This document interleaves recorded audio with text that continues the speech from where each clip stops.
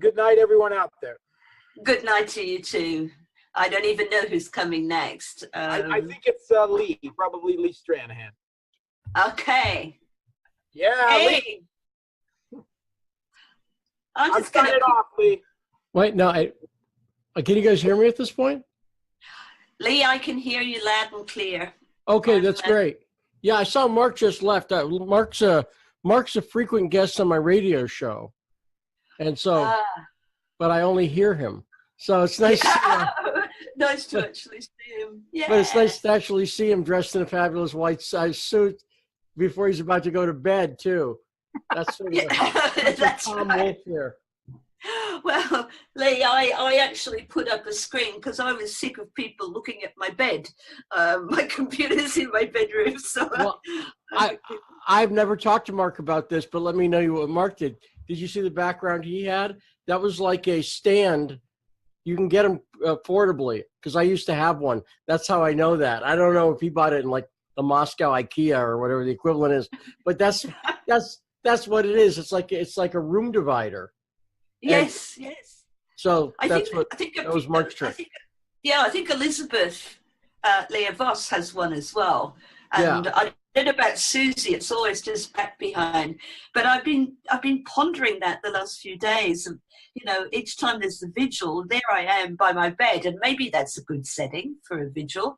But right. I just, gee, I should get a bit professional about this, and also think a little bit about my privacy, but my bed is just behind this screen. Well, and that's a good headline, but I think it's the content. Here's what I found, because I do periscopes, and I have found and I do some periscopes that are fancy with a lot of graphics and we cut video in, and I do some periscopes that I'm walking down the street, and there is no difference between the number of views if the content is good. Does that make sense? Like, oh yeah, that's what I found. Forgive me, I got my Kleenex thing here, but that's what I've noticed. Let me also say, because I was listening to the last 15 minutes of your talk with Mark, and in some ways, listening to it, it was like being at a cocktail party where you're just overhearing a fascinating conversation, and the stuff you were talking about with the history of the internet and how short a time frame. I mean, I'm an old school nerd in the sense that I owned a personal computer in 1979, a TRS-80 Model 1 with 16K of memory. And I'm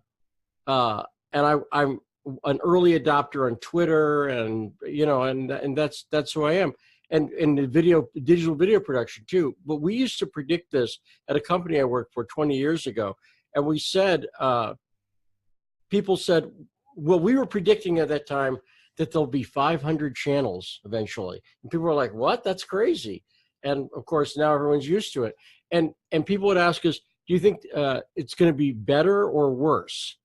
And what we said was, there'll be more. You can't gauge it. There'll be more bad stuff, but there'll be more good stuff.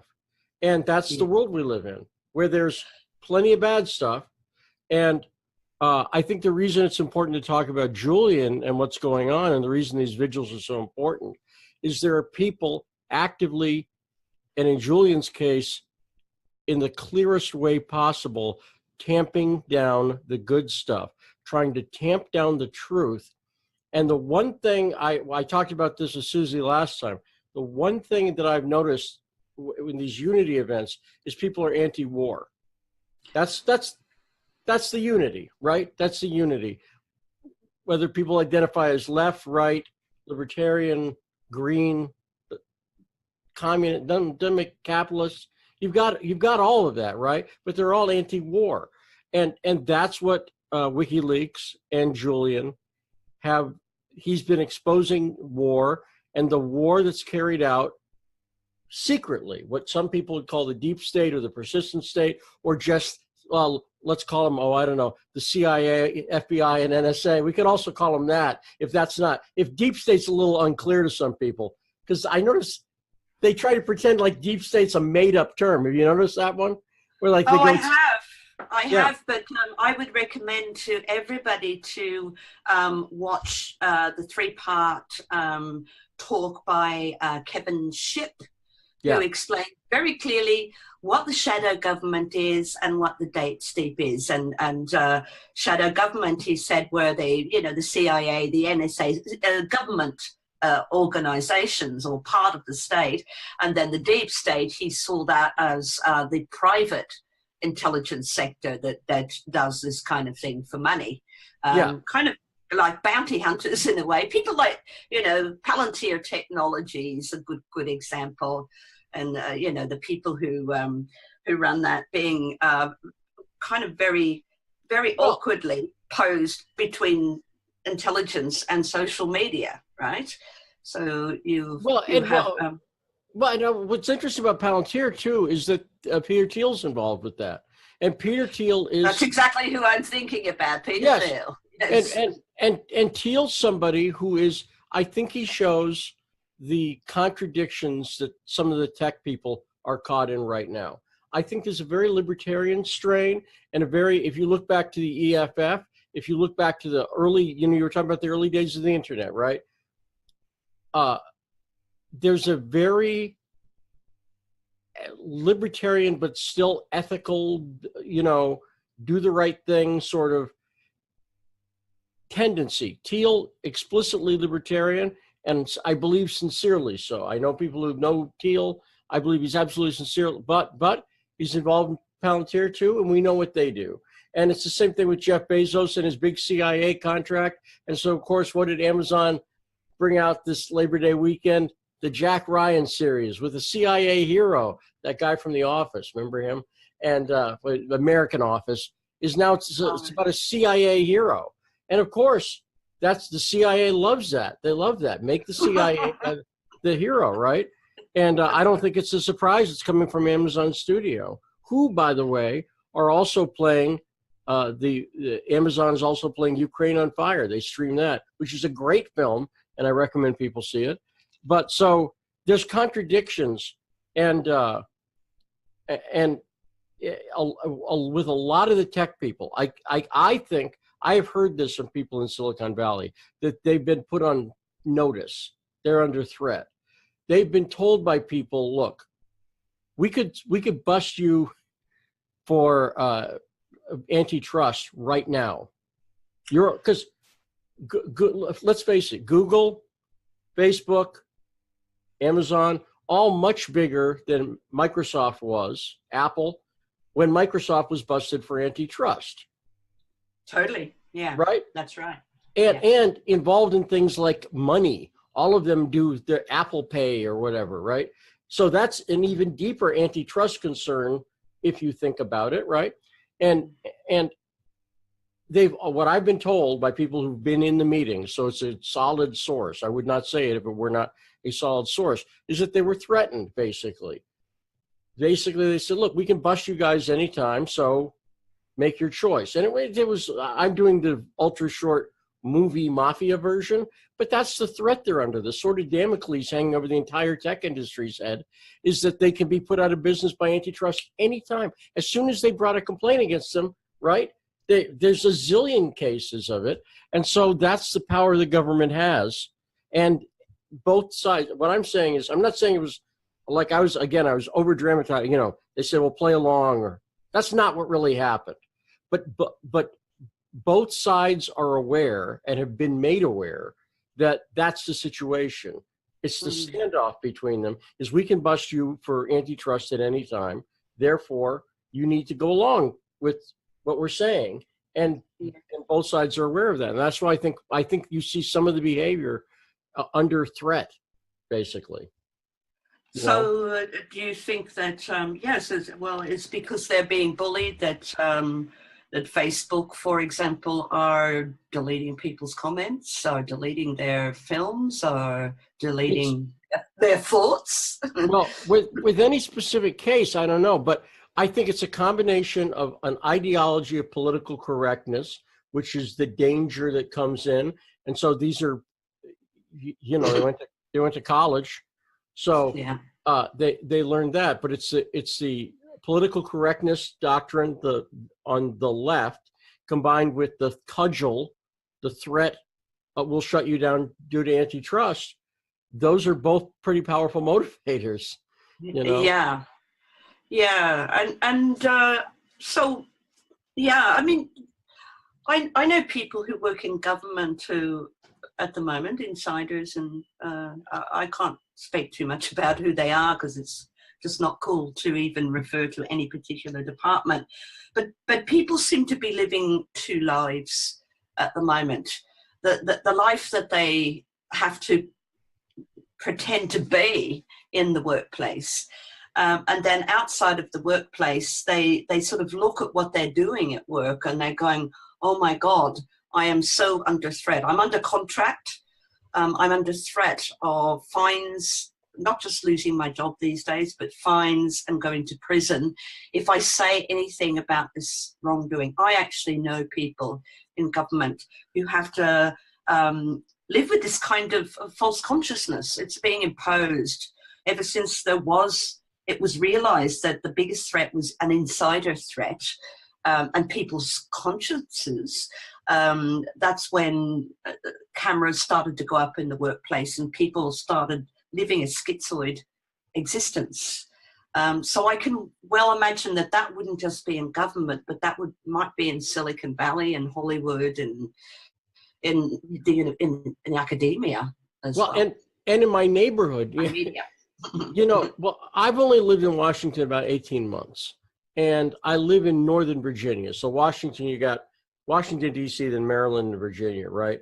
And a lot of people commute who work in Washington, D.C. So Northern Virginia, where I live, home of the Pentagon, also home of Crystal City, which is right near, that's the area I live in, which is where McDonnell Douglas, Boeing, all right there, all north of, who else was right down the street from me? All these big high-tech companies. Raytheon? Is Raytheon? Raytheon, I'm sure they're around somewhere. The DNI is right in that neighborhood. There's a nice playground next to it my kids would play at. And so and by the way, Washington, D.C. also has, I'm not joking, fabulous happy hours. There's happy hours everywhere, 3 to 7, great half-price drinks everywhere.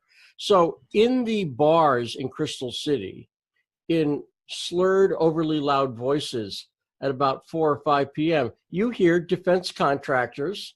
That's who you hear. You're not trying to. It's right. You're just sitting there trying to have your White Russian or whatever. And that's what I drink. And minding your own business. No, I am. I'm just literally, I am just minding my own business. And if somebody's on a date next to me and it's loud, I'm going to hear it. And it's the same thing. I hear people talking. There are billions of dollars at stake. This is the area I live in, Arlington, Virginia, Alexandria, Pentagon City, that area. This is Silicon Valley for the war machine. And the people who work in it are nice enough people. They're smart people who aren't really thinking. They can't, because how can they do that? They can't overly think it, right? But they're smart, nice, regular people who, if you talk to them, it's not Dr. Strangelove or anything like that. And just like if you were in a bar in Silicon Valley, people would be talking about, well, how can we get this product to market and blah, blah, blah. Here, they only have to market to one customer. It's a much easier thing. The Pentagon, that's it. That's or the IC, it's the same thing, the government. That's who you market to. And there's really smart people working on artificial intelligence, machine learning. I see it in the meetups and the startups and everything else. Let me just say something, because I want to say this before I forget it, because it's completely off topic, so it's easy to forget. But I had a thought listening to the segment you were doing with Mark. And, you were talking about, well, what would you put in a capsule for Julian? So I don't know. I'll take this up with Susie later. I'll mention it to her and Joe Lauria and a few of the other organizers. But I'll tell you what's occurred to me. What I would like to give to Julian, although it's not going to do him any good till he knows about it, but is taking the people. I've thought about this. What I was thinking about, the conversation I was hearing with you and Mark. there's dozens of people who participated in the Unity events, right? There's thousands and thousands, tens of thousands of people, hundreds of thousands, millions maybe, who've watched. Why don't we give Julian a movement out of that? Why don't we get a consensus movement based on the people watching, participating, being part of this, where we go, we're not going to agree on healthcare now. We don't agree on abortion maybe or whatever, but we're all anti-war. That's it. And we're anti-corruption, and we're pro-transparency in government, and we're pro-free speech. And that's it. Those are the areas where we agree. And if you don't agree, then don't be part of it or whatever. But why don't we try to get on those related issues, a unity movement out of that? Because I've said this before, I said this a couple months ago, that it's very, very interesting how Julian Assange has been the magnet for those voices.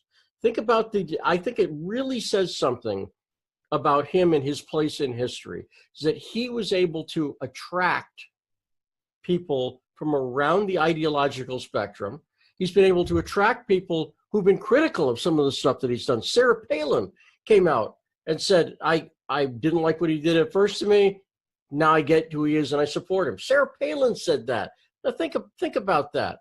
And so I don't know what it means, but it seems to me like there's something here that's about Julian, but simultaneously much, much bigger than any one person. Does that make any coherent sense? Yes, absolutely. It was always like that. I remember back in 2010, there were people right across the political spectrum. In the interview with his mother that I did a couple of weeks ago, at the end of it, she starts talking about what ensures liberty. And of course, there was freedom of information was one of the most important things that we actually needed to know what was going on. It was about justice. John Pilger has said that Julian nailed his colours to the mast, and WikiLeaks was about justice, human rights, and the right to know. So those things, Christine said that everybody needs those things in order to have a chance at freedom and also to be safe in this world. To know whether we're Arthur or Martha, what to vote for, what to oppose. But, goodness gracious, they've been spoiled rotten. The shadow government and CIA, they've been able to spin whatever narrative they like. And these are new times. I mean, you can understand that they are balking. My God, they bought that yesterday, but now they know it's not true. So I think that there's just got to be, over time, there's got to be an acceptance by the state that the people that are going to participate more, and their opinions are going to be based around the facts and not narratives that have been dealt to them. Well, so here's where we're at, it seems to me, in the history of media. And we're at an interesting point, but I think it could change quickly. So, we've had the establishment media, and if we go back to the late 1800s, let's talk about that as the birth of modern journalism, right? And with the early English tabloids and stuff like that was going on, where you had W.T. Stead, for instance, the early history of journalism there, who died in the Titanic. That's how old he was. But he was the father of investigative journalism and the father of tabloid journalism. But he was hooked up to the machine of Cecil Rhodes and that whole group of people that was plotting to save the British Empire. So it was very much journalism for the purpose of protecting colonialism. Specifically, that's what W.T. Stead was doing. And that's the early 1900s. And that's the whole history of journalism. You can really look at that was its purpose. We see Project Mockingbird. We see how the CIA tried to use journalism in the mid-century, right? But it's really a lot of the same players as that W.T. Stead Milner's kindergarten group, right? Yeah. And the other thing that group did as elitist is they made sure to always portray themselves as patrons of society. They're the elitists making a lot of money, but also they made sure to say, but we have this charity. And those have become the modern NGOs, basically. That's the Soros. Soros learned that lesson, which is, hey, I'm a billionaire. And you'd think the left might go, yeah, we're kind of skeptical about that part. Oh, but hey, I'm going to write these checks to all the organizations that you like. And of course, with that check writing comes a certain amount of fealty. And so you have groups like the ACLU, or you have groups, where's the anti-war left right now? My theory is they've been bought off by Soros by and large, because if you're Move On or whoever, any of the big, who I did work for when I was on the left, if you're Move On or any of those big organizations, Soros will give you the checks, but Soros also funds the Atlantic Council. I think he took his name off there, but he was a big funder of the Atlantic Council. He's a funder of the war machine. That's who the guy is. And so that means this is why there's no organized anti-war left. And what's interesting is we live in a world right now where in America, for instance, the people praising John McCain the most are Democrats. It's fascinating. It's fascinating. And the Democrats don't see, or at least you don't see it on the news. I think the grassroots Democrats, a lot of them are puzzled by this. I really do. The hardcore ones are going along with it. Like, okay, you're telling me to like McCain now? Okay. I thought I hated him in 2008, but okay, that's fine. If you say you're supposed to like him now, whatever. But what there is, and so now the new media outlets, because of that check writing from Soros and from check writing from the AIPAC lobby on the right, and I'm very specific about that. I hate anti-Semitism, as I hate racism, as I hate all that stupidity. But AIPAC, Sheldon Adelson, that group of funders is a major force on the right. And that's where that money comes from there. And that's the AIPAC money that has fealty to Israel. Just whatever Israel wants to do, that's what they're in favor of. And again, I'm not, I don't want Israel wiped out. I'm pro-Israel in the sense that I understand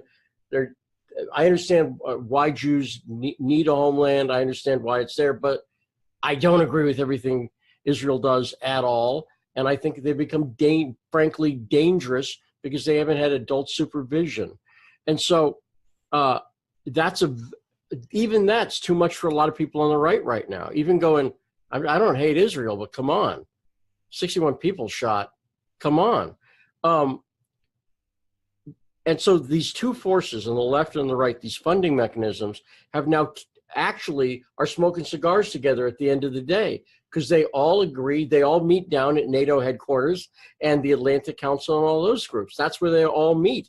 And so the left and the right don't understand they've both been bought out. And that includes new media. Huffington Post, where I used to write, sucks now, horrible. Breitbart, where I used to write, sucks now, horrible. Because they're both on board fundamentally with the war machine. Now you've got places like Consortium News, you've got places like Disobedient Media, you've got sites like WikiLeaks, but it's all decentralized because everybody's, okay, well, mainstream media, that's bad. Okay, new media, that's getting bad. So where do you go? And you have all these disparate sites, some with small audiences, some with big audiences. But I would say, here's the point we're at right now. We've had the decentralization, and this is what I'm saying. I see the guest list. I see who would be on this site already. It's all the people at these Unity for J things. There's no central hub right now where all of those disparate sites where you can find all that info. There's no curated site where, well, gee, I'm seeing an article from a left-wing site, an article from a right-wing site, an article from a Green Party guy, and an article from a Libertarian girl, and blah, blah, blah. Oh, they're all in one place. There's not that right now. Does that make sense? But that makes sense, yeah. But it seems proper like not. I go to Proper Knot, and I. Oh, what kind of side am I looking for? Well, I think I'll have some spaghetti today. I'll have a look at this. Well, no, you're right. It's all the people in the Proper Knot. That's what I'm saying. But there's no positive site that's just doesn't tell anybody what to do. You do your content, I'll do my content, and maybe not all. You can't have all the content from all those sites published in one place because that's too much. But if there's a little bit of curation, like here's the best, send us what you think your best is every day. Wow, that would be really powerful, and that could happen very quickly. I like it because it's doable. I think that can happen with this program. Mm-hmm. This program has already evolved to dialogue. Yes. I found it very challenging, the 1 hour interviews. I mean, I didn't see the time passing, but at the same time, there were, I thought, it is kind of like designed like a monologue. And when we had the emergency meeting for Julian, when it looked like Moreno was about to kick him out any moment, that was great because there was about 5 or 6 of us in there at the same time, and we could all talk together. So now that we have the round robin thing, it's evolving. What's going to happen next is, I mean, the oligarchs, you're right, they do have their unity. They do unite around money and power and make more weapons. But we have our unity too. And I think that this program is actually a very, it's a dynamic model that is probably going to change every time and experiment with different techniques.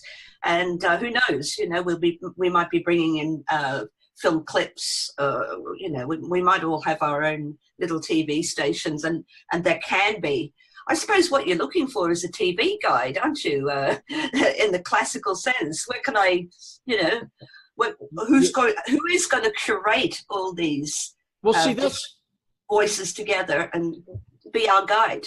Well, see, that's the issue. So the workflow, to be publisher nerdy, is actually fairly easy, which is you have,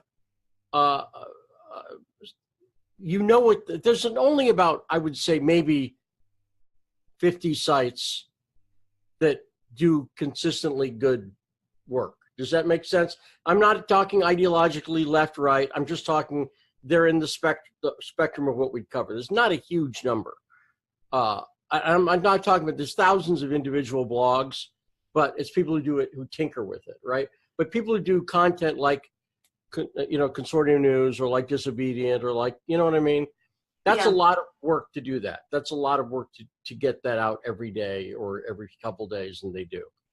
Then you need a team, because you don't want it to be one person, of 3 or 4 people who are working at it, who just watch that and then republish it, maybe even just drudge style. Mm-hmm. Here's a link to this or that. But how awesome would it be if you could go to one page and see where almost every article doesn't make you want to smack your head at the the thing Chomsky said, somebody who I disagree with on a lot of stuff with, but clearly a brilliant media analyst. It's always struck me the thing he talks about how the New York Times sets the editorial page for the world, and he's right. But we can take that back. And by the way, what I'm suggesting, anybody can do it. And if you want to just start doing your own curation thing, go for it. Take the idea. It's just an idea. So I'm not trying to plant a flag here. I'm trying to make a suggestion about I see something really important happening at these. I was thinking about it because it's the unity for Jay, right? That unity thing's important right now. And part of the reason it's important is there's a really big enemy and they're super rich and extremely well armed. And right. And so any of the idea that but their ideas are so flawed. And if you look at the problem that we did this on my radio show the other day. I'll just name some. Ready? I'll do the quiz with you. So when I say big institutions, I mean like big business, government, the media, the church. Let's go with all those. You can throw in a few more like that. NGOs. Can you think of one that you trust as a broad category? I trust the church. I trust the media, or Not the church. any of the ones I said. Well, yeah. I mean, look, it's funny you should say the church, because I spent a whole day studying the church of our new prime minister to try. This is, there's a lot of fairy tale creatures around that are ruling us, that are speaking to us across the media. So, I'm finding now that I'm starting to look into all kinds of weird nooks and crannies to find out what makes these people tick. But certainly, we've had a royal commission in Australia into child abuse in the church, and of course, in Ireland, it was Armageddon.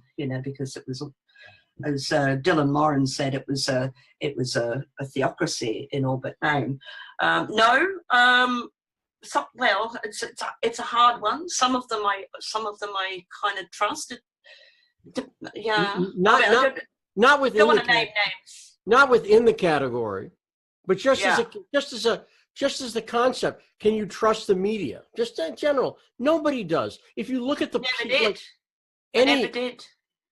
And nobody does. When you look at the research, the respect for institutions, as church, whenever they do it, they're all down. Like in some cases, like 5 or 6%.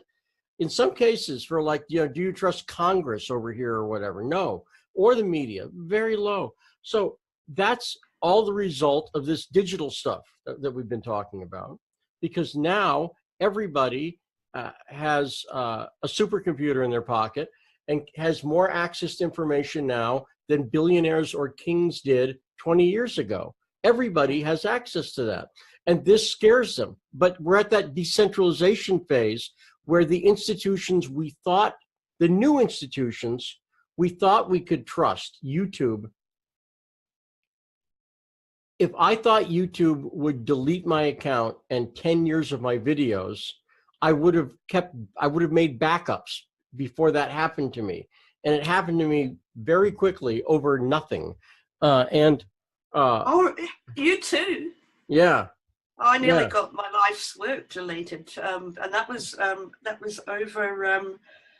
over a speech that Julian Assange had made in Sydney, and it was at the Sydney Opera House, and they were claiming copyright on it. They seemed to be offering the same kind of contract to Julian Assange as they offered to Pavarotti, as if there are implications from, offering the same contract to a performer as to a political figure who is and he had to sign a non-disclosure agreement as well, for a non-appearance agreement for 3 months before.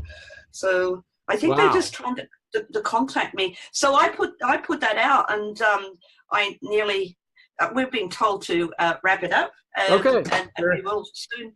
But yes, maybe you should just finish your point, and then I can hand it over. All I would say was just those new institutions like YouTube, you can't trust them. So now what's happened is everybody's decentralized themselves. They've kind of backed off, and there is no central curated clearinghouse that brings what I see is a new and fundamentally important anti-war movement that cuts across ideological and partisan lines. I see this as really important, and I don't know. It seems to me like you're right. This is evolving, so maybe it's best not to force it. But it really does occur to me that there's something important going on here right now. Yes. Well, I mean, Julian Assange has always been anti-war, even since he was a teenager. WikiLeaks is fundamentally anti-war. That's the thing that unifies us all around WikiLeaks, and everybody has to get behind that. It's a survival issue. Lee, it's been fantastic to talk to you. I will hand the hosting over to you and say good morning to you from Sydney. Thanks very much. Now, are you going to bed now? I am, yeah. Okay, good. Okay, enjoy. Have a good night. Take care. All right. Bye.